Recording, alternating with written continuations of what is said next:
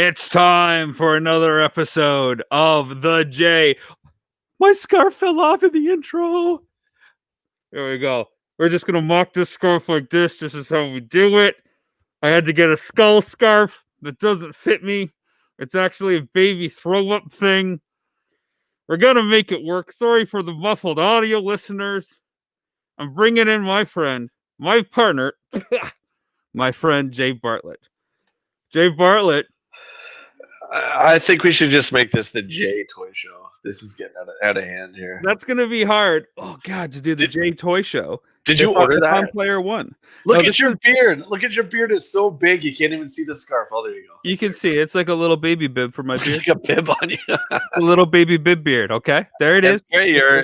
You could be. I'll be Tommy Lee, and you could be Nikki Six of the collecting world. There you go. It's even got skull and crossbones. This is actually from my son. It was literally his throw-up bib.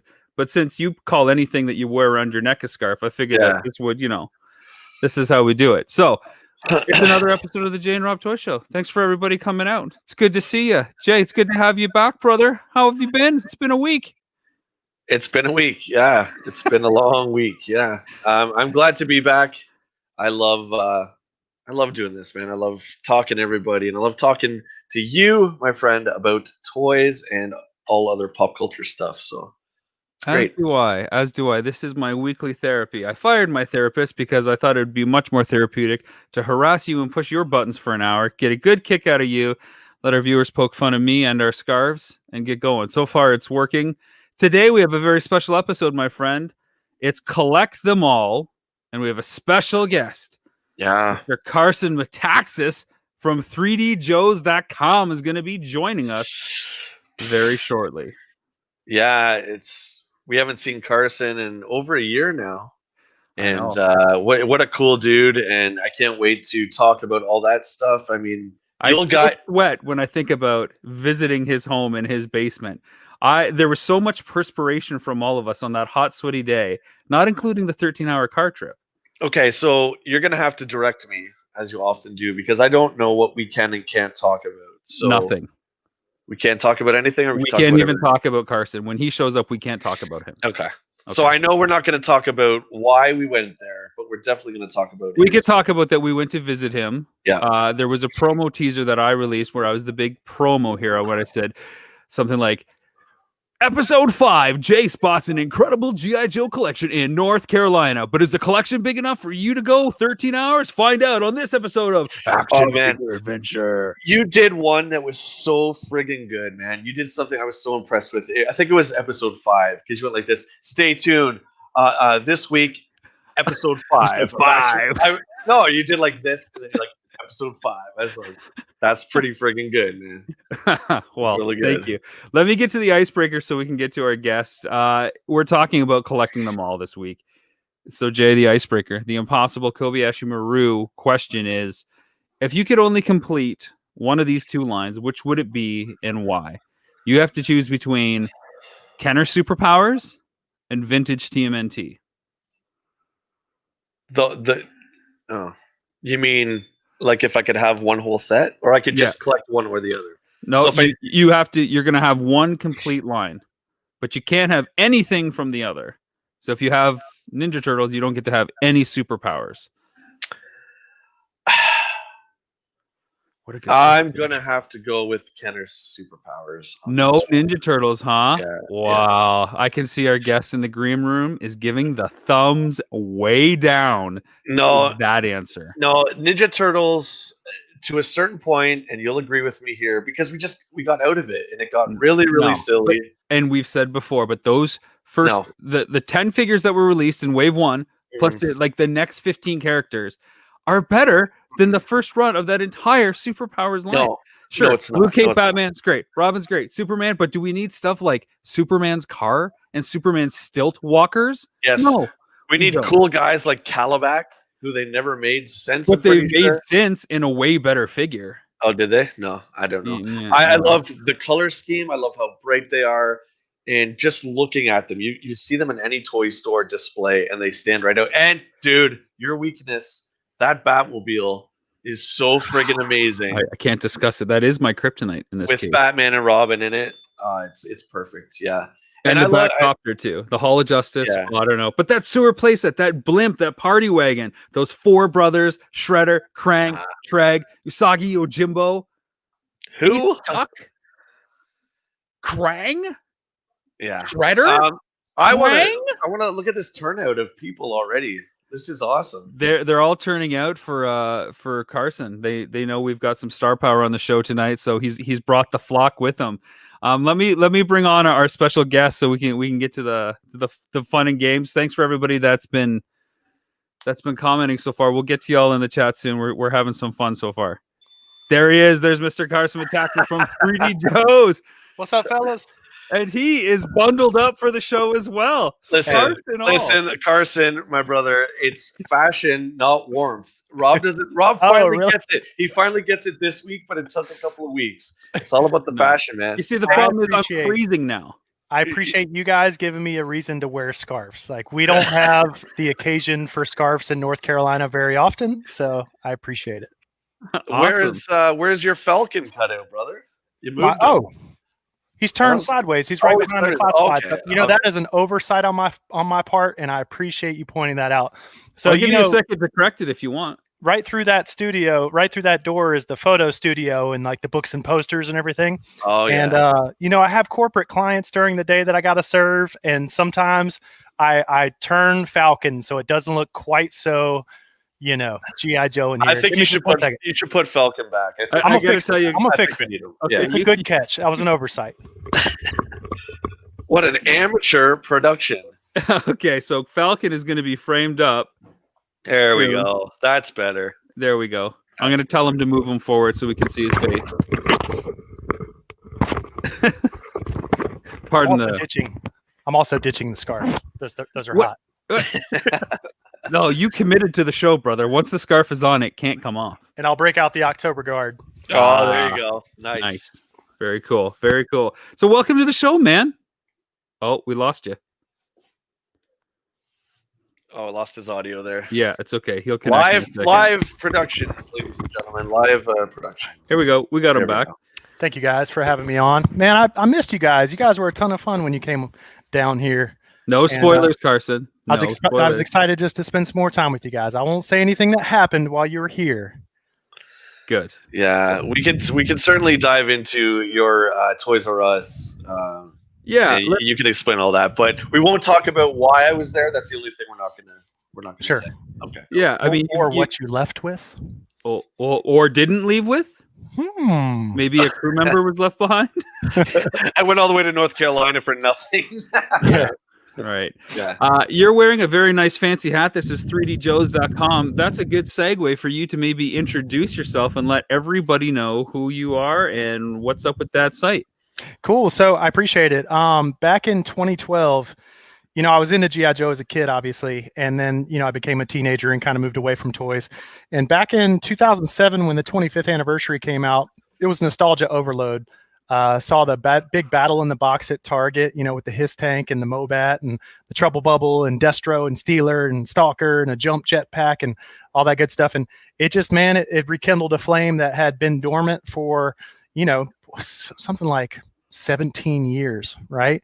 And so from 2007 to 2012, I was just a collector like I was as a kid, man, just absolutely eating up the line and loving it. And, getting on the message boards and enjoying the archives sites that were already out there, message boards that were already out there, Yojo, Hiss Tank, that kind of thing. And back in 2012, though, that was 5 years into I'll call it my adult resurgence. By that point, I had amassed a pretty massive collection and I was pretty proud of it and I wanted to share it. And I remember I took it down to JoeCon. I had an AFA 80 or better graded collection, 1982 to 1986, every single figure, all AFA 80 or better. It had taken me 5 years to amass that. And I literally took it down to the JoeCon convention in Orlando, or in New Orleans, just to share it. And I wasn't even looking to sell these figures. I literally just wanted to share the what I thought was such an amazing run of carded and graded figures. And also at the same time, there was a Kickstarter that came along that really promised to democratize kind of the interactive 360 photography. The application that I use is called ArcSpin. So they did a Kickstarter and they successfully funded, and it was just kind of the right timing. When I came home from that convention, the motorized Lazy Susan turntable arrived and the software was up and running. And I was like, this is crazy to take, like a $30,000 collection to a convention. Me and my buddy Joe that made the drive from North Carolina to New Orleans, we called it the O-ring gauntlet, because every time we'd hit a bump, I'd just tense up, because those figures, when the O-ring goes, their value is going to drop by probably half. So we called it the O-ring gauntlet. And I was like, I don't think that's the right way to be sharing this stuff. I think I should start a website, and I'm going to use that 360 technology that I just helped crowdfund. And so 3D Joe's was born from that. And, it started with documenting every figure and vehicle, but we've gone on to so much more. All the catalogs, books, magazines, promotional offers, package inserts, all the peripheral items from trash cans to soap dispensers. If it's got a G.I. Joe logo on it, we're going to document it. And especially if it's got painted artwork on it, that's a huge passion of mine, is the package artwork. So I've gone out of my way and spent way too much money on this stuff, and just, all for the love of trying to document in a very completist way the 1982 to 1994 Real American Hero run. Well, we're going to get to that special word, completist, because it's what's fueling our entire episode, and this whole collect them all mentality that's baked into the action figure community and the whole culture of collecting. I love going to 3D Joe's because I can just sit there and look at figures that I never had and literally just spin them with my mouse or on my mobile device, just swipe and see them from every angle. You had told us before how comic book writers will look at them and study the characters so they can see how the folds transcend from one side and wrap around the figures. It's a cool site. If you haven't checked out 3djoes.com, everybody that's listening and everybody that's watching, check it out, especially if you're a Joe fan. But even if you're not into Joe hardcore, it's just really cool from an action figure perspective to see all the work that Carson did over one weekend and just put it up there. He's put one weekend of effort into this. He hasn't done much else. He took a couple snaps with his great BlackBerry. segue. That's a great segue for me to spread the love, man. There have been dozens of people that have helped me with this stuff. Over the last 8 years, it's been incredible how many people have come to my aid. And so anytime you're on 3D Joe's, you're going to see different people's names on the site. And that's because they've been contributing to the site. So if it's paperwork, or if it's, there was a guy, Chris Cooper, that was mailing me boxes after boxes of vehicles just so I could document them and send them back. And all he wanted was a, thanks to the Yojo outlet link on that page. He was paying for shipping even. So there's people that have been just so very giving. My buddy Tim from Chicago mailed me his whole paperwork collection. I scanned the whole thing, mailed it back to him. He drove down like a year or two later and just helped me for a couple weekends to shoot stuff. So there are people, I don't want to start with names too many because I'm going to miss people. But suffice it to say, when you browse 3D Joe's, you're going to see a ton of different people's names, and thank you to each and every one of them, because it wouldn't be anywhere near as complete if I didn't have their belief in me, because I could have been a flake. I could have come in 2012 and say, hey, I'm going to build this thing. And 2 or 3 years later, I just run out of steam. And trust me, I've been tempted to run out of steam many, many times. But these people... these people put fuel in my tank, man. Honestly, them believing in me and contributing and pushing me is what helps me, stay committed to doing it. Well, thanks for all the supporters. I know what it's like to have an army of people in the background help get something to the finish line. You were obviously instrumental in us getting Action Figure Adventure to the end, not just with on-screen participation in both the scene with Jay and also with the sit-down interview, but with some paperwork and the use of some 3D Joe's assets as well, which is super cool. Before we get to collect them all, and everybody's throwing different things in the chat already, it's awesome. Jay's got a really fun question that we need to start it off with because it's a perfect kind of Joe fan guy kind of question. So Jay, what did you want to throw at Carson? So Carson, you and I could have talked Joe's for days when we were down there, and Rob, of course, right? And there was just so many things I never got to talk to you about. I know a few Joe guys, but not on the level you are, clearly. But I have a question for you. It's kind of I just want to know what you think here. So if you yourself were going to do a recon mission to Cobra Island, what 4 Joes would you take with you besides yourself? So you and 4 other Joes. And, I'm going to be that guy because I know you love Falcon. Let's take Falcon out of there. Come on, man. He's my leader. Rob told me to say it. I already had That him was ready. your idea, not my idea. Dude, I he said already you had could the only stuff pick in the one, and it backpack, could. like he's ready to roll. Okay, then I'm going to say 5 then. Oh, So you can take okay. Falcon, so. Okay, we'll do Falcon and a firing squad. Is this a covert mission, or are we just going in guns blazing? So in other words, snake eyes or no snake eyes? Let's do well, Guns Blazing is a little easy. Let's do covert. Let's do that. I want to see who you'd pick. So Falcon and 4 others. Well, it's got to be quick kick. I mean, the way that Larry Hama wrote the file card was if you want somebody to do kind of silent ops insertion into enemy base, quick kick's your guy. So I'll definitely do quick kick. You got to have a communications officer. My favorite, because he was my first carded figure. My mom and my brother actually purchased him for me after I'd been begging my mom for like 6 months. For some reason, she took my brother to the store and they got to pick out the figure. That was kind of weird, but they picked out Dial Tone. So I would take Dial Tone. I'd take Quick Kick. I think you got to have Beachhead just for the discipline. He's a take no shit kind of guy. I love Beachhead. He's also just one of my favorite figure designs. And I think you got to have a heavy gunner for when things go sideways. So I'd probably take Roadblock as well. I will accept that list. Well done, sir. That's great. Approved. Well, that's good. I don't even know who I'd answer to that question, Jay. I'm not hardcore into Joe enough. Do you want to throw down your 4 real quick? I don't know what it would be. I know more of the Cobra guys. I could probably give you a covert Cobra team to go G.I. Joe HQ. Let's do that then. If you want to go scout out the Joe base, who would you take? It would be Serpentor. What? He's very silent and stealthy. Ninja-like. I'd take Serpentor. I would take a couple bats, a couple Crimson Guards, and Dr. Mindbender. That's what I would do. Is this a surveillance mission or a destroy mission? It's a little bit of both. It's kind of roll the dice and see how it goes. Plan A, plan B. All right. That's great. So awesome. What does this whole collect them all thing mean, Carson? You're clearly steeped in it. To you, what does collect them all mean? And I'll get you just to bring your mic down just a little bit. Yep. Perfect. It's a shifting target, honestly. I think anybody that tells you, that their collecting goals now at this moment are the exact same as they were a decade ago probably isn't being 100% truthful with either you or themselves, right? So what I've found is I set collecting goals, I work toward them, and as I get close to fulfilling them, the goalposts tend to move because you don't really want to be done, and you love that thrill of searching for something, finding that thing, getting it in, turning it over in your hands. In my case, documenting it, putting on the website, or in some people's cases, setting up dioramas or whatever. Everybody's got different ways to enjoy the hobby, but for me, the completest kind of bug has absolutely been there since I was a kid. If you go to 3D Joe's and search for the curator page, you'll see my little index card that I carried in my back pocket with handwritten names for each of the Joes that I was missing, like 1982, and here's the 5 names I'm missing, 1983, and here's the names I'm missing. Because I got my first one in 86, so I really had to backtrack to try to be a completist. I had to trade my butt off. I had to work and find people in the neighborhood that had these things and convince them to trade with me, and do all kinds of yard work and save up money, and basically I had to do like the aftermarket for the first several years. So anyway, I carried this little note card in my pocket as a kid. So it started from day one for me.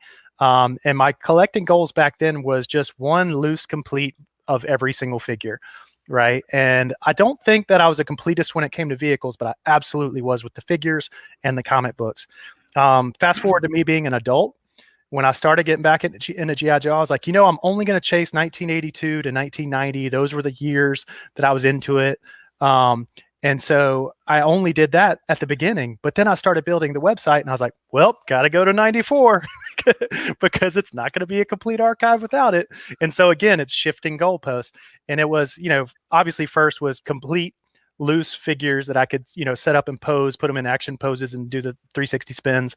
And then I started doing the carded figure collection. This was well before the archive, back in like 2007, 2008. I started doing the carded figures. I decided I didn't want to chase sealed vehicles with sealed contents because I want to see the vehicle and play with the vehicle and pull it out and put the missiles on it and, maybe roll it down the floor if it's a vehicle or fly it around if it's a plane. That's just my thing. But I love the packages, so I wanted complete loose vehicles with uncut boxes. So no, file cards cut out, no flag points cut out. Those were my standards.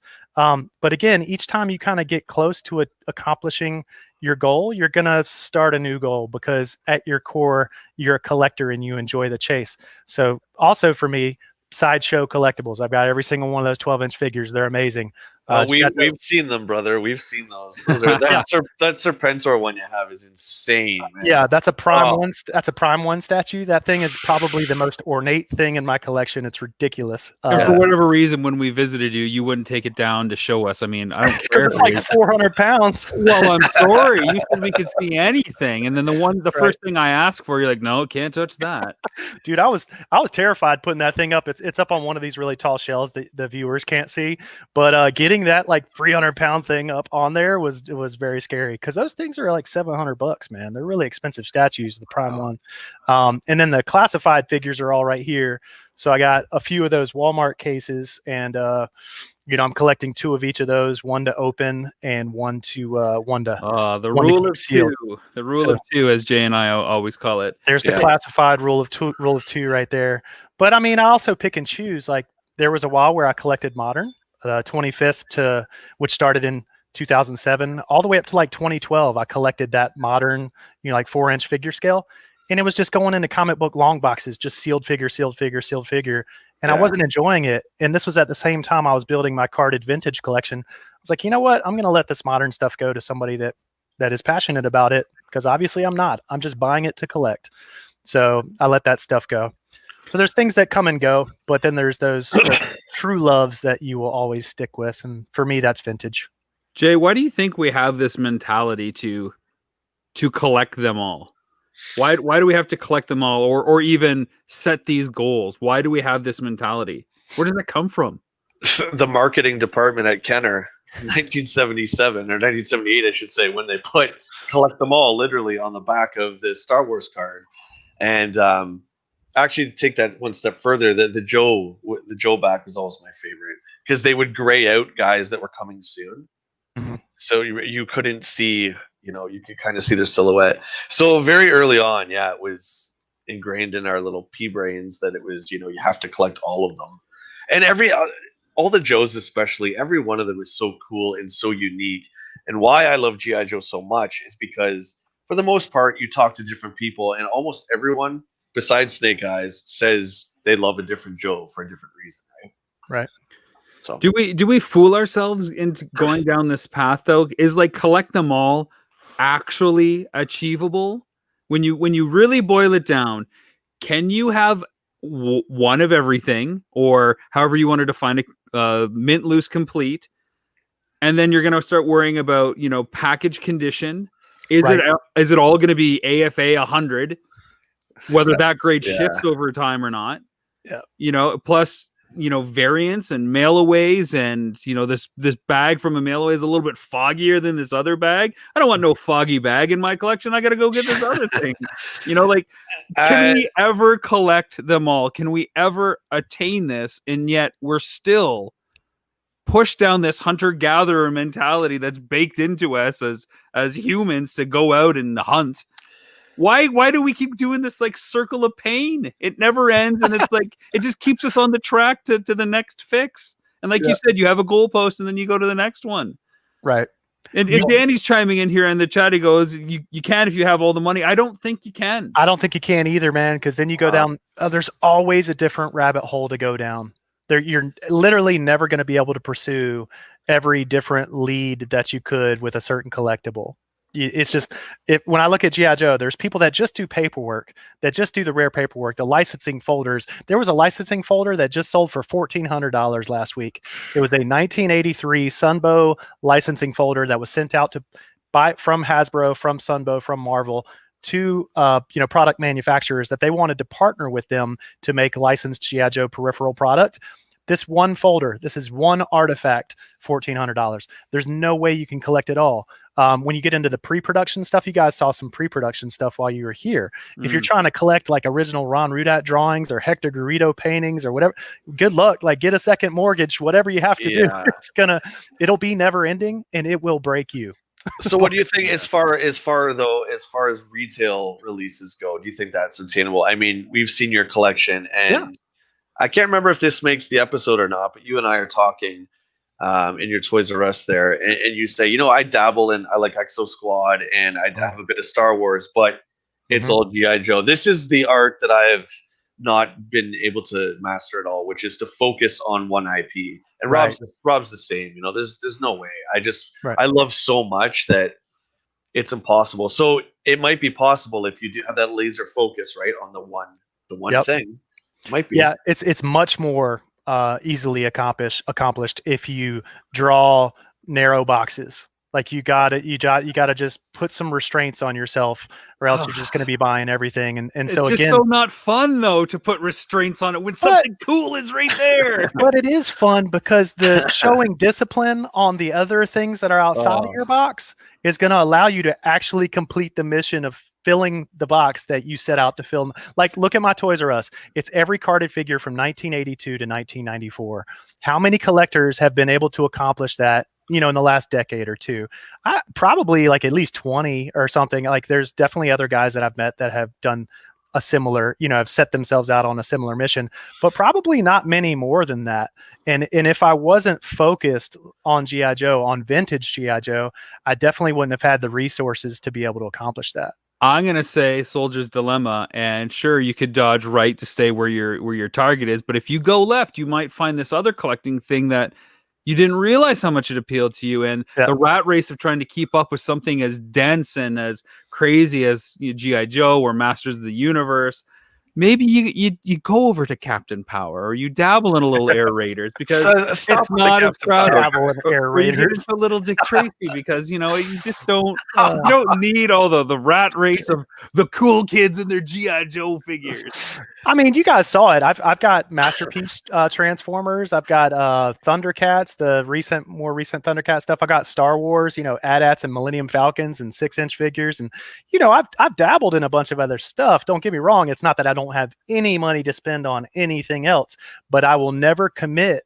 to a mission of I'm going to collect that entire brand unless it's something that I absolutely love. And as of right now, there's only 2 lines that I've given that focus and dedication to. That's G.I. Joe and that's Exo Squad. I got to say, Carson, I really liked your Toys R Us, your 82 to 94, until I saw other toys down there. It really took me out of the experience to see Exo Squad, a little bit of Turtles, some Star Wars, the Batcave. Like, I was in the mood. Yeah. And I was really appreciating your dedicated laser focus. Yeah. Until I saw all this other riffraff on these other shelves. You had me, and then you lost me. So if you see the episode, you'll notice that the camera pans to the side of it, and then we had to we had to pan the other way, get that out of the frame, get it out of there. It's funny though, your dabbling is a lot of people's entire collections. I dabble in Star Wars. It's this giant wall of Star Wars. Oh, that's just replica Falcon hanging from the ceiling. No big deal. I dabble. It's not that impressive. I've got a lot of friends with a lot more impressive Star Wars collections for sure. It's all relative. We all have our thing that we love. I know you've got a few Masters and some Thundercats in there. Not a lot, but 1 or 2. So my collection is bigger than yours. It's not a competition. Size doesn't matter. I'm better than you. I can say that. I'm perfectly happy with my 3 3/4 inches. Okay, Rob. You just like it because it's packaged 3 3/4 inches. It's always safe. And hey, okay, all right. Let's keep this. This is a family show. I want to talk variants because in the last couple of weeks, Carson, I've seen something crazy to me, because I'm not in the Joe sphere, that you've been trying to hunt down on Facebook. In your quest to be the completist, I think you've been looking for, was it 4 or 5 different versions of Steel Brigade? Like a 1A, B, C, D. Well, naturally. What the hell is that? Is that part of completing it, or is it just a variant and a different production thing, so one is good and that's it? It is history, my friend. Each one of those variants are a different period in time, right? So the Steel Brigade, they used the molds and parts that they had available at that factory at that time. And for whatever reason, molds wear out. Molds, sometimes need to go somewhere else to be licensed to another country to make another toy. Molds can be lost. Molds can be damaged. These things happen. So if you look at Steel Brigade, the question of Steel Brigade, I believe it started in 1987. That's version 1A. It's got the Recondo torso. Version 1B, C, and D all have the Duke torso, and then you have a waist piece that goes away. Like it was originally, I want to say, Doc's waist piece, and then it became Cobra Trooper's waist piece. I'm speaking off the cuff. You started out with Scrap Iron's legs, and then you ended up with somebody else's legs. So basically, it's a snapshot in time. And each one of them are different. And there's collectors out there, a patch came with it and a very unique file card where you got to pick what your trooper's name was and what his specialties were. Each file card was unique, but beyond the fact of picking and choosing what kind of text goes into it, there's also variations in the printer paper and the dot matrix qualities of the file card. So there's people that have mastered all that stuff. They will be able to tell you, when you look at that patch, the layman would look at the patch and they'd say, oh, it's all the same Steel Brigade patch. Nope. There's 4 different types of the patch. Wrong. Starts with a black back, and then it goes to a mesh back, and then it goes to a white back, and then you got the gold head patch. I mean, there's 5 versions of the Steel Brigade patch, for example. So there's people that are just really committed to, I think they're like archivists, they're like anthropologists. They're digging for this kind of historical factual information. They're looking at sealed samples wherever possible, and they're trying to pin down what really happened. And that is fun to me. It truly is. If you look at the Starduster page on 3D Joe's, I'm really proud of that one because we've worked very hard on it. And we've uncovered some information that heretofore was not well documented. What is Starduster for all our non-Joe fans? Not like I've got them on my table over here. I've got them on my table over here. So if I get a second, I'll grab one and show it to you. But long story short, there was a cereal company named Ralston that wanted to do a G.I. Joe exclusive. This isn't going to be a short story. Ron Rudat. Let's do the short version. We're halfway through the show already.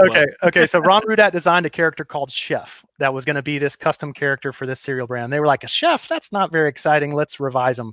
So basically the figure designs, the parts they were going to use stayed the same, but they renamed him Starduster, called him, made him much more colorful, and they paired him with a jump jetpack because that's very exciting. Kids want to fly around in a jetpack, right? So Starduster was released with this cereal brand by Ralston. It's called Action Stars. It's a G.I. Joe cereal. And they teased it for the first round of boxes, which lasted for maybe a year. And then right at the fall of 85, spring of 86, they rolled out the second wave of boxes, and that's where it had the Starduster offer. But it didn't end there. After the Starduster cereal went off of the shelves, Hasbro decided to start offering this Starduster through Hasbro Direct as a mail order premium. So you've got version 1A that came with Ralston cereal, but then you got version 1B and 1C that came through Hasbro Direct later. And so if you look at the 3D Joe's webpage, you'll see the commercial, you'll see the file card, you'll see all 3 versions of Starduster, you'll see the cereal boxes, you'll see a link to the Action Stars page where you got all 6 cereal box variants that came out. And we just work really hard on this stuff, and we do our best to kind of be good archivists, be good anthropologists, find the facts, research it, ask other people in the community. Don't think that you know everything. I am the first to say I do not know everything, but I consult with the people that really care about this stuff and honestly obsess over this stuff like I do. And when you get a bunch of really obsessed people that have spent a lot of time on this stuff, you're able to uncover some really interesting facts. And so hopefully it's so overwhelming. I gotta be honest. No, it's cool. And I love that you like going down that rabbit hole, but especially for a guy that's outside collecting Joe. I've got a Destro Classified. I have a loose Serpentor. I have a Cobra Commander version 2.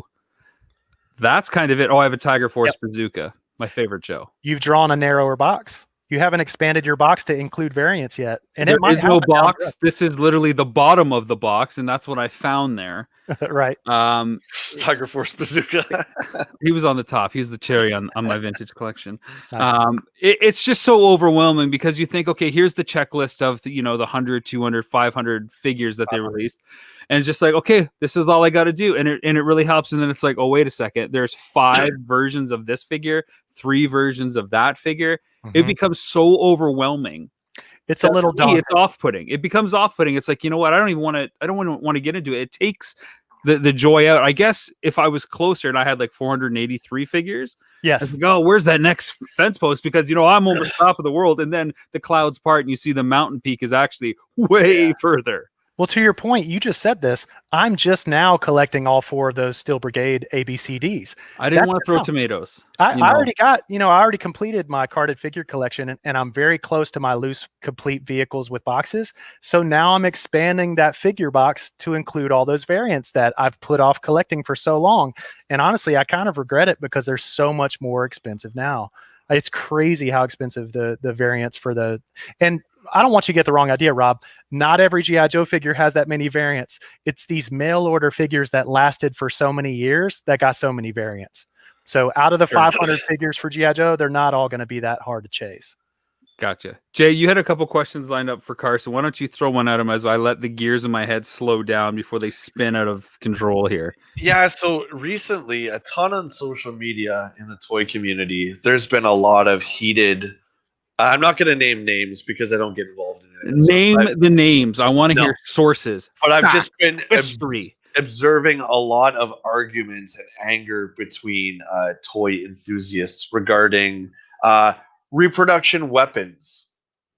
And I want to know, since you're the king of Joe, what is your thought if someone, say you needed a Cobra Commander pistol. Or a Serpentor cape.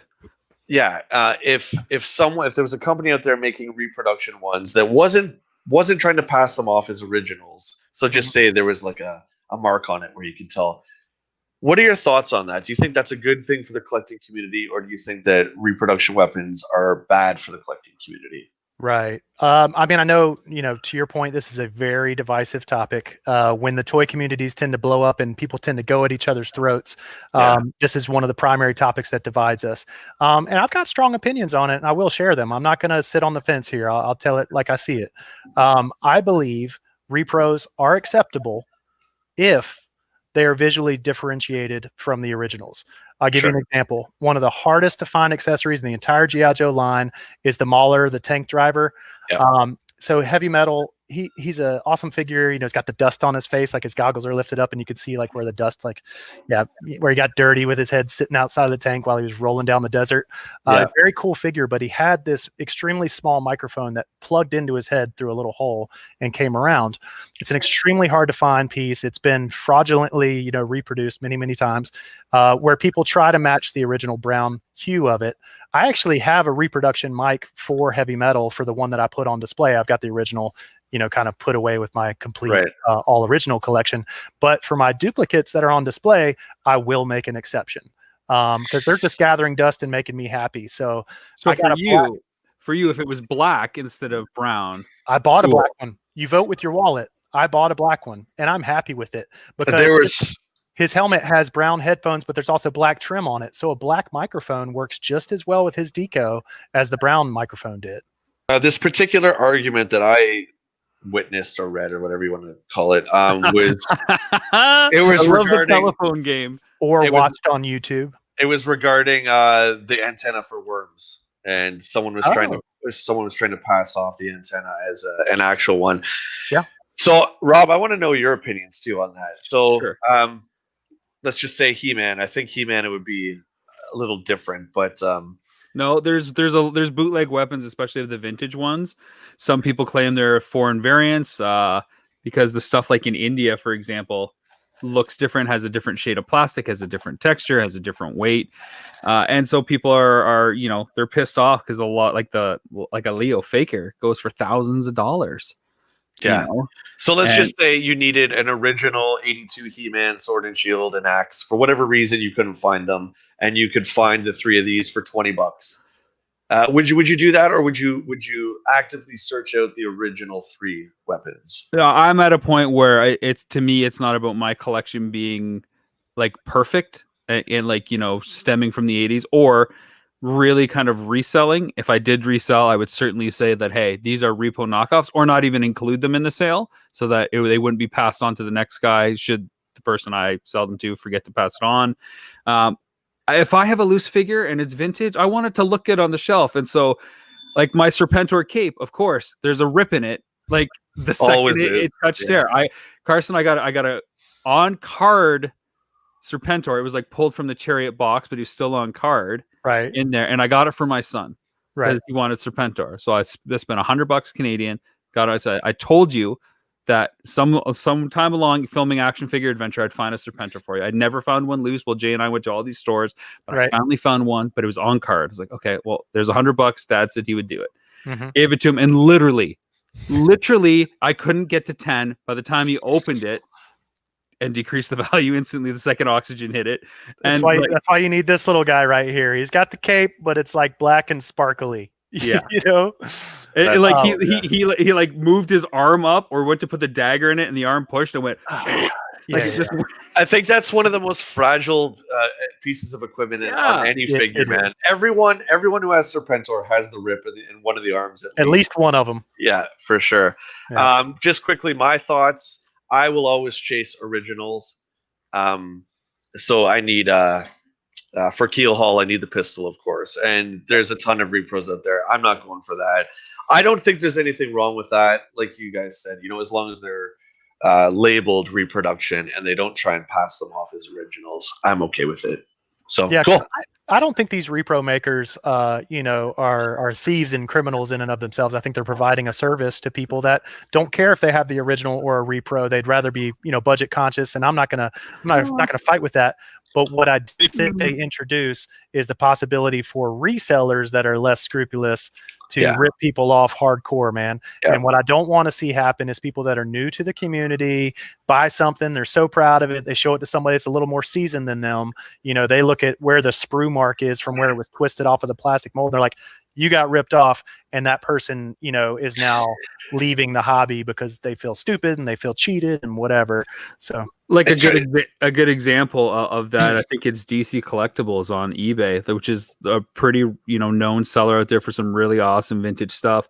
They have repros of the Masters gift sets, which usually have 2 or 3 figures, or He-Man and Battle Cat, and the listing says reproduction and stuff, but they've gone to the trouble of like actually aging them a little bit, and the bubble's a little loose, but nowhere on the packaging does it say it's a reprint. So sure, you could buy it for $400 and get the original vintage figures in there, which justifies the printing costs and all that and everything complete. But after you get it, what happens then? Yeah, then it's the next generation where you have problems. You're passing a bunch of fraudulent stuff out into the marketplace, and there's no question it will end up in somebody's hands that don't know what they have, and it will be sold as original. I think that really hurts the collect them all side. There's a huge problem with that in the Star Wars community, particularly with Leia's blaster. It's one of the smallest, tiniest, most easily lost guns in Star Wars, and there's a ton of people. And it was another argument about someone was making these and then passing them off as original Kenner. And Rob and I looked at a bunch of stuff while we were shooting, the different color variations of the Star Wars weapons and how they're slightly less black. And it's just, you'll go mental trying to discover the difference. I really like what Hasbro did with the Joes back in the day, where the weapon sets came and they were completely different colors. Yep. So like you knew, if Recondo's gun was yellow, okay, that's not his original gun, right? So I really liked how they did that. If these guys did that, I'd be fine with it. But it's the guys trying to pass it off. Yeah. Because for a segment for Action Figure Adventure Season 2, perhaps, I bought some repro weapons from China. Nice. These cost $4. Wow. And I'm just going to open these here so people that are watching can have an idea. Sorry for the crinkling. I'll grab the most looking... that's kind of maybe more of like a Secret Wars gun than anything else, but that's pretty brutal. Maybe something like that. And I'm sure the plastic feels terrible, right? It's cheap. Looks like no, it actually feels really good. It's very, very stiff. Nice. Maybe too stiff. Yeah. But yeah, I mean, I bought a bunch of those $5 Joe stands from China, and they're terrible. They're like 100 for like $5, and I had to take pliers and shave down every peg. Watch those heels, man. Be careful with those heels. Oh, I lost one. Don't force it. I friggin' broke Spirit, man. Out of all of them. Yeah. That's a hard. You gotta be like hovering and above it. Like, okay, once I do this, there's no going back. But these ones, Rob, these ones I got from China, the peg, right? The stand was fine, but the peg is too thick. Yeah. So you have to take pliers and literally shave down layers off this peg. And so you shave a little bit, try it, shave a little bit. And like really fragile figures like tripwire is one that's any of the like Zap, forget it, man. Like you'll shatter that. I'll give an unpaid promotion here. I tend to get my stands from Small Joe's, and they have a peg that's kind of tapered in just a little bit, so you can kind of drop it in until you feel that resistance, and then leave it alone. Do not push it any further. Yeah. Lesson learned for sure. I want to fire a big question out to you guys. One last kind of question to sum up this topic, even though we could continue talking forever about it before we get to Patreon questions and viewer questions. And then, of course, our action figure spotlight, which, Carson, you're more than welcome to join us if you want to showcase a figure. Okay. The question to you guys, simply put, what is the hardest brand, not line, go either way, but brand to collect them all? Of all action figures, what is the hardest brand or line to collect them all? And I mean everything. Variants, foreign releases, production goofs, everything. What do you think? I think there's only two contenders. What do you think? I'm going to guess that you're going to say Joe or Star Wars. Both. Yes. Yeah, I initially it was Star Wars, but then I thought it was everything. If you're looking at figures, oh man, I don't know. I've seen, like, if you're looking at the original Kenner set of Star Wars, I've seen that in stores a million times. What you don't see is the 82 to 94 Joes complete, hardly ever, right? So I'm more inclined to say Joe would be a little bit more difficult. Do you know how many figures offhand they've produced for Star Wars at this point? 125 around there. Oh, like total? Oh god, no. I was just talking original. If you're looking at, but I'm talking all action figure lines from birth to now. So vintage, Power of the Force 2, Phantom Menace. But here's my opinion. Here's my opinion. I'm not a big fan of the late 90, mid 2000 Joe stuff. I don't know a lot about it. There's some, like, the Joe Comic Pack 26 is great, but a lot of it are just really bad proportions, reissues and stuff like that, right? Oh, okay. I don't know. Yeah, so then you're looking at the 25th anniversary line, and there's like 7,000 figures in that. I don't know, man. I'm gonna go with Star Wars overall. The Joe mail away stuff is definitely, it beats the Star Wars mail away stuff, but I'm gonna go with Star Wars. It's hard for me to determine which line produced. If we're just talking sheer quantity, which line produced the most stuff. I do know that from 1964, because you have to go back to the 12-inch, all the way to now, there's only been a few periods in G.I. Joe's history where they haven't made product. There's less years that they didn't make product than years that they've made product. And so if you look at, 1964 to 76 was 12-inch. Then you had Super Joe. You got to collect that too. There was a couple years of that. So you only had 79, 80, 81 off. You had 82 to 94, Real American Hero. Then you had G.I. Joe Extreme. You also had Sergeant Savage. Then you had a couple years off before they started back at Target with the Real American Hero collection, and they never stopped until 2018 when they canceled the G.I. Joe Collectors Convention's license, and Toys R Us also went out of business. That's the first time that they went out of production in many, many years. So G.I. Joe has had this crazy run, and they've been super productive. I'm not saying it's all great. I echo Jay's. This is not about quality. Right, right. Sheer quantity. And let's throw another monkey wrench into the thing, getting it in the most perfect condition. Is it going to be harder to get perfect Star Wars packaging versus perfect Joe packaging? We talking supply and demand here? Are we including demand? We're talking what we think is available right now to go out and do it. I mean, G.I. Joe's coming up, but I think Star Wars is still lower supply to higher demand, right? So I think if you're just talking money, what's it going to cost to buy one of everything from beginning to now? I think it'd probably be Star Wars that just cost you more. Is there quantity-wise more product? I don't think so, but I don't know Star Wars well enough to answer that. So I'm going to say the opposite. Really? The original Kenner line, the 100 and whatever figures, I've seen those all over the place, but you're looking at the 500 Joes from Real American Hero. I mean, we saw, Rob, what did we saw? We saw Short Fuse, just Short Fuse, one of the originals. He was like $400, $500 US. That's just for one guy, man. Yeah. So I think, I don't know. I'm going to say Joe will be way more difficult to do than Star Wars, like the original Star Wars. Because you look at Phantom Menace you can get so many of those figures for $1. They overproduced it. They overproduced them. Everyone has them. And everybody bought 2 and kept them both sealed. Everybody did. Right? Interesting. So yeah, and Jay knows Star Wars a lot better than I do. So I guess I'm glad to hear that G.I. Joe is the most valuable brand. I bet you are with your Toys R Us. Not so far from where you're recording. He didn't pay me to say that. I promise. Nope. You guys arranged this. I tried to go the other way with it. I tried to build up Star Wars here. Well, of course, I want to thank our Patreon backers who helped make this show possible. So thanks and big shout out to Tim, Nathan, Kevin, Bill, Matt, Jay, Danny, Ryan, Chris, Rodney, Scott, Billy, Ben, Nelson, Kyle, and Adam. You guys are awesome. It's been great leaving you guys posts and going back and forth and figuring out what's going to get asked. I do have a couple questions this week from you guys. Danny asks specifically, do you have what others might consider an unpopular opinion about action figures? So do you guys have a certain belief or thought about figures that is against the grain when it comes to, the culture of the community out there? Do you have like an example? Like reproduction items are good and it doesn't matter. And that's my opinion.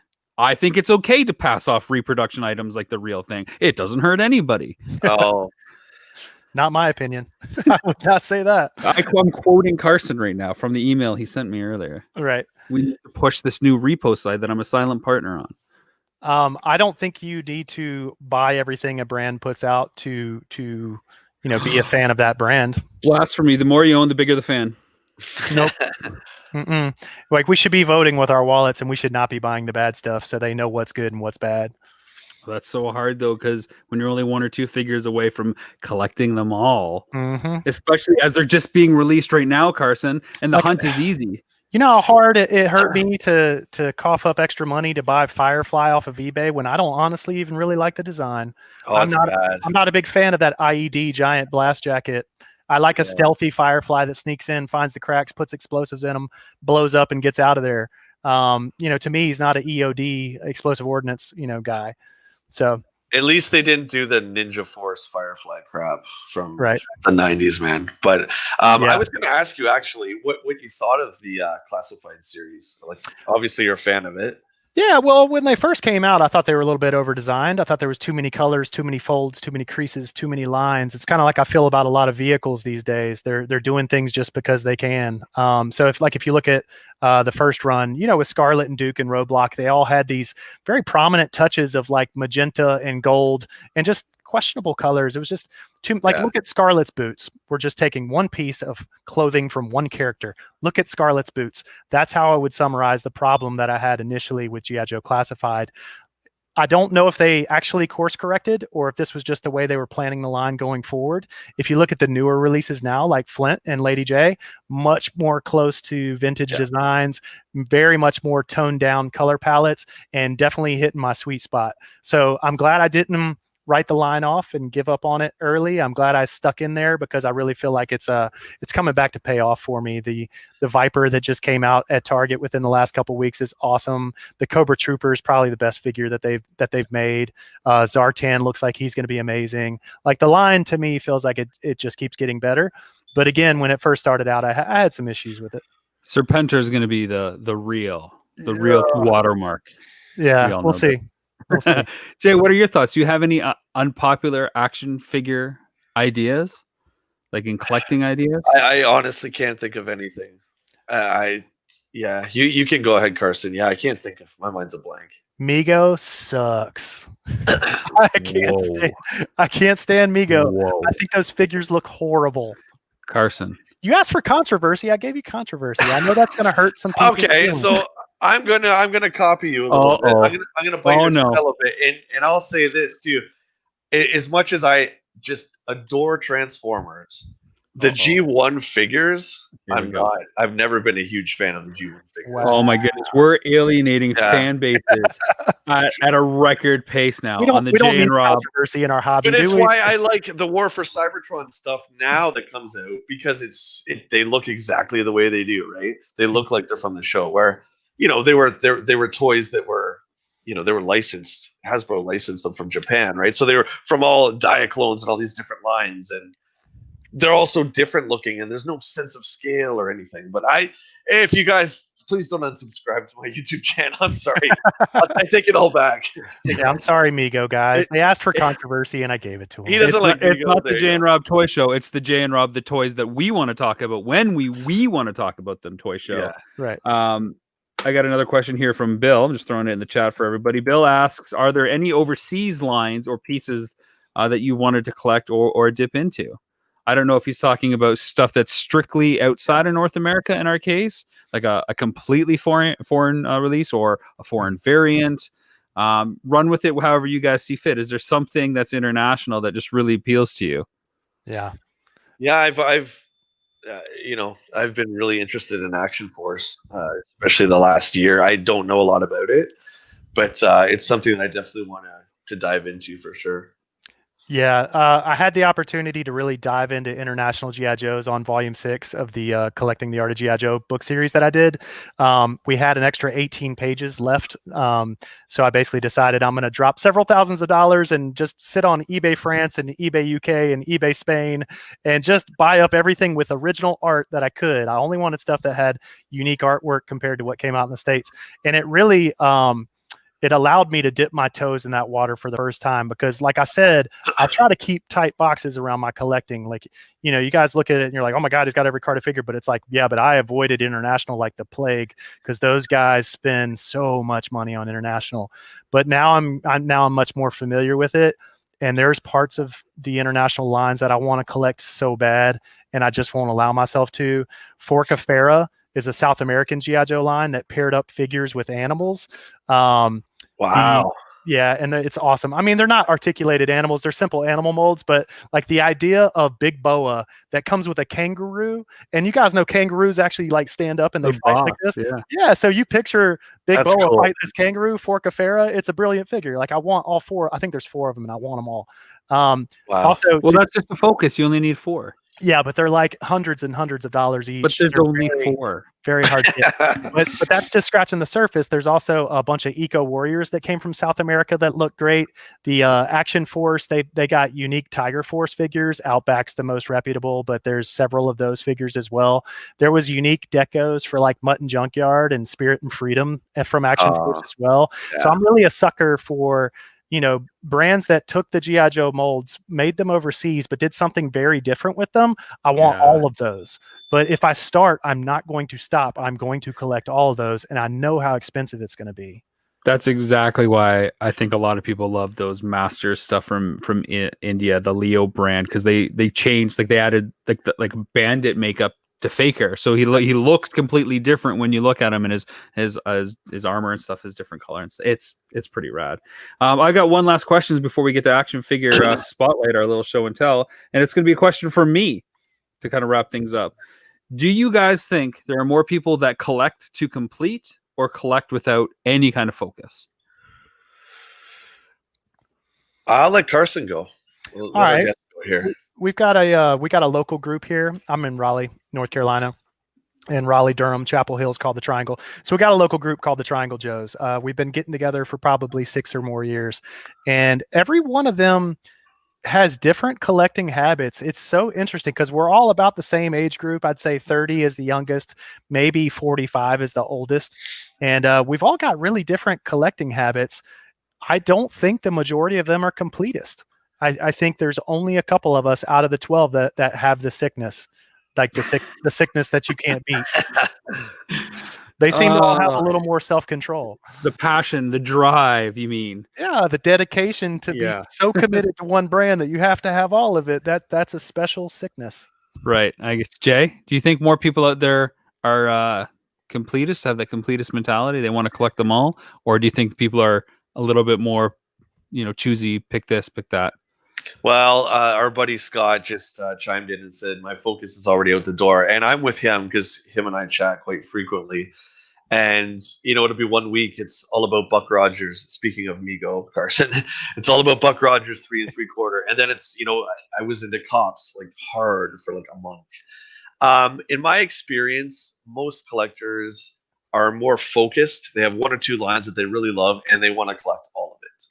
The collectors mostly I've come in contact with. I would say I know very few people that look at just one brand, let alone one single line. They seem to have two passions. So like Masters and Turtles, or Joe and Visionaries, or and there's usually like a main one and then like this weird obscure one. Right. And I think when they have like two or three, at least it's the case for me, when it gets hard on the one and you can't wrap your head around, or you don't want to fork out the hundreds of dollars, or you're not finding the stuff you want, it's easy to jump the other and feel like you're making progress.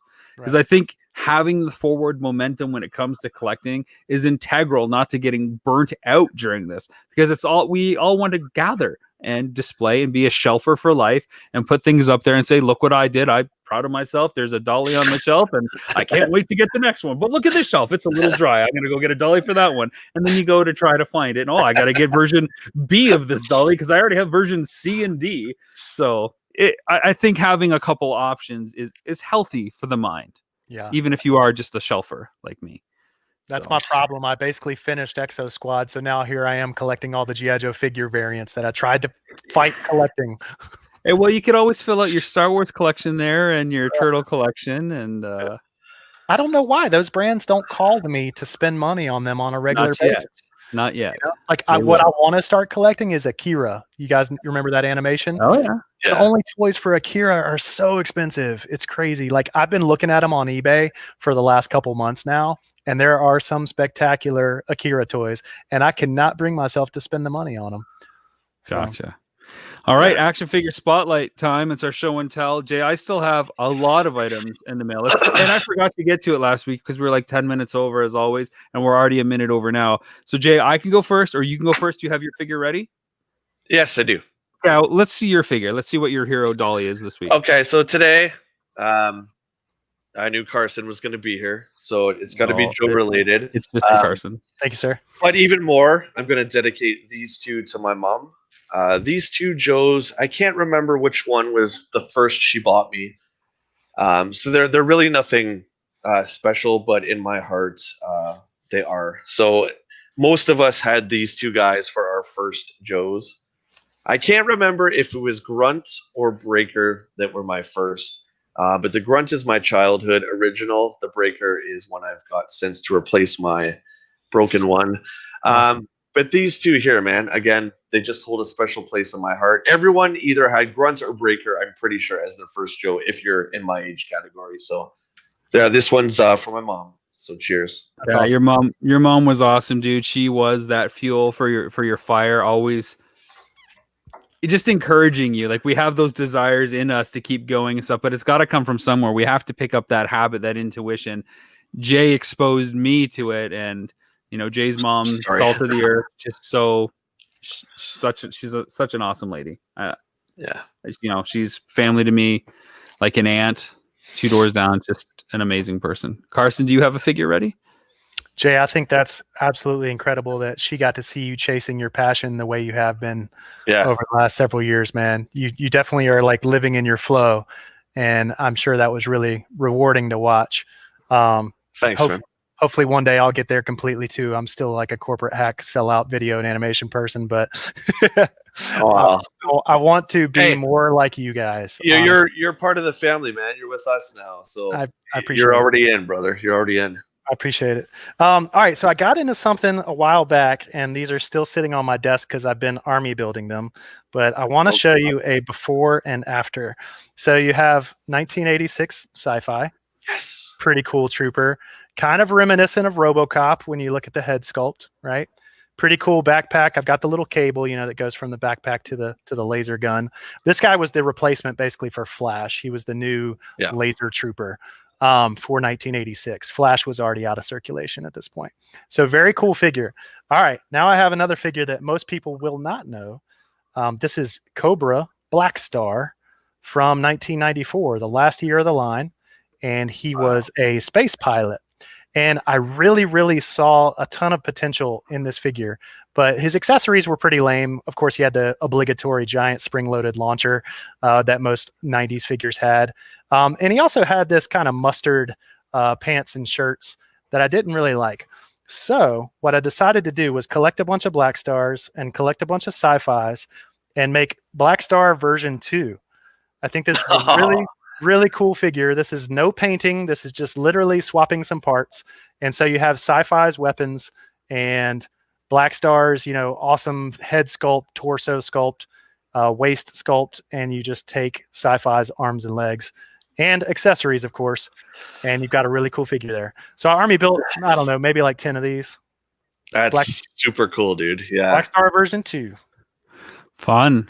Jay and I have talked about Army building a lot on the show so far, and what characters people pick and why. So that's if you guys could see to our left to Carson's right, you can see a little bit of the colored shelves in the back there. Yeah. He has Falcon. Virtually every Joe Army, like Crimson Guards, bats, like every shelf is like a different. And your favorite, of course, the Snow Serpent. I love that snow scene, man. You got the snow serpents by the dozens. Yeah. They just had the best accessories, man, and the figure sculpt was amazing too.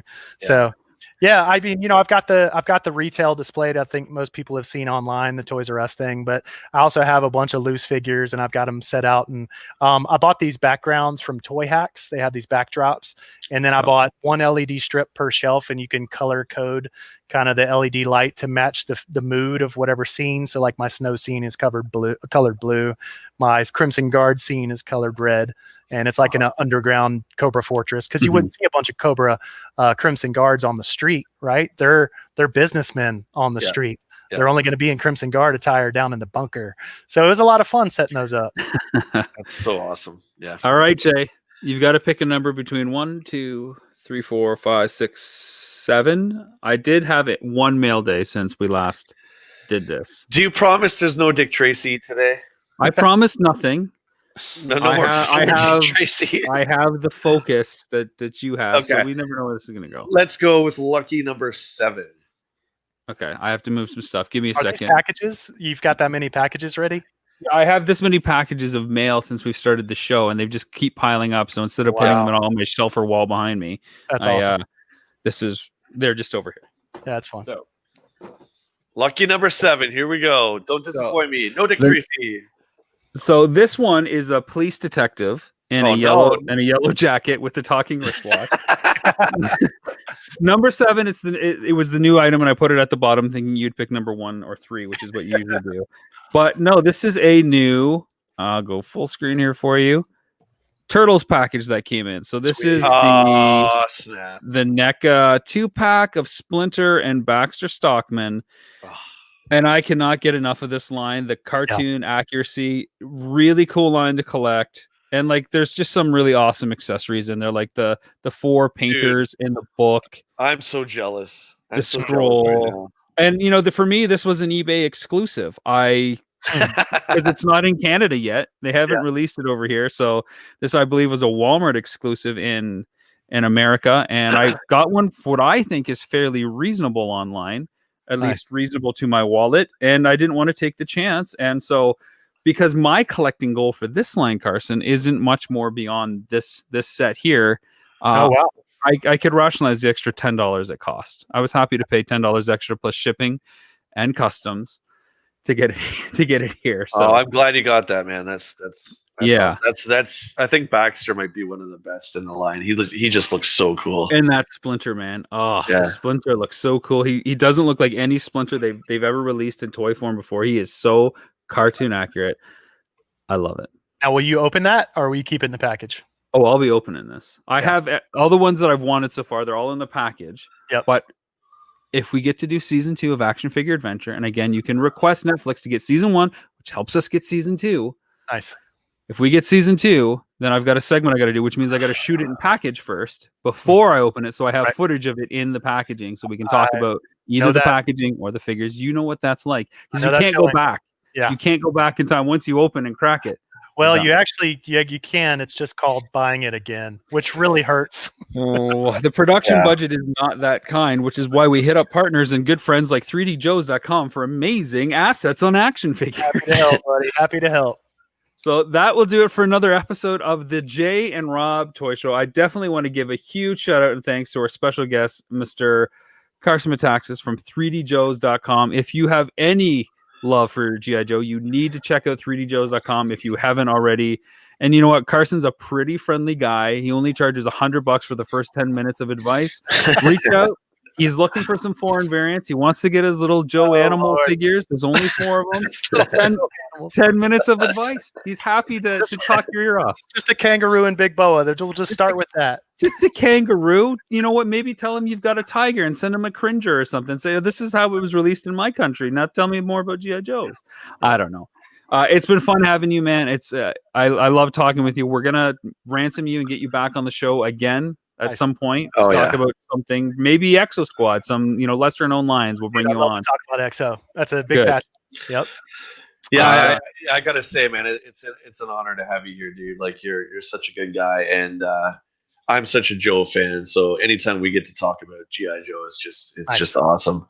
Well, next time, hopefully, I'll have some big 3D Joe's news. So we'll see.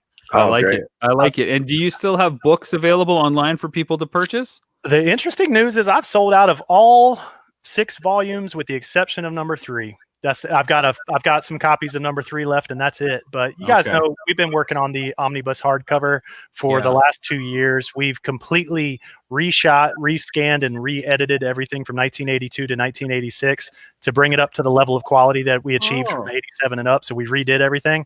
And I've been collecting those licensing folders that I was talking about that have the unadorned photo prints and that kind of stuff in there. I've been collecting some pretty rare stuff, some pretty obscure stuff. And so what we're going to do is reprint the whole thing, all 450 pages, remaster the first 5 years for 4 years. And then we're going to add another 100 to 200 pages, depending on how the Kickstarter funding goes. So if you guys want to help make that happen and want to help make it a 650 page book that's 13 inches tall by 12 and a half inches wide, this is going to be a bigger toy collecting book than any toy collecting book on the market. Mark my words. Like, that is some hardcore words, because there is a master's book coming out, as you know. There's 2 master's collecting books coming out. Is it 13 by 12 and a half and 600? Again with the size. You know what? It's actually 43 by 72 by 109. Okay, you got me beat. Okay, good. I win again. I'm better. It's going to be absolutely massive, though. And I mean, this is the culmination of, basically 5 or 6 years worth of work for me and Chad Huckle. I don't need to collect the figures. I'm just going to buy your book. I'm either looking at them on the shelf or looking at them on the page. You do the heavy lifting. I'll just flip through the pages and enjoy it. I've honestly had people tell me that, like, once they bought the books, they didn't feel like they had to have the carded figures anymore. They could have the loose figures and have the books and be happy. So if that's what that provides to people, then it's well worth the cover price. Well, Carson, thank you for killing the collecting hobby and the community for everybody by providing your books so nobody wants to buy the toys. That's hilarious. It's great. I do want to give a shout out to, in addition to 3D Joe's, TMNTtoys.com, He-Man.org, Cybertron.com, some other great collect them all resources and places you can go to learn about your favorite lines. Don't go to Mego, and I probably shouldn't have said Cybertron.com, since you guys hate Mego and everything Transformers now. I didn't say I hate everything. I think you did. That's what I remember. That'll do it, guys. Thanks so much for watching, as always, and we will catch you again next week. Give us a thumbs up, subscribe, and as we always say, for the love of toys, keep your scarf on, take care of yourself and each other. Cheers.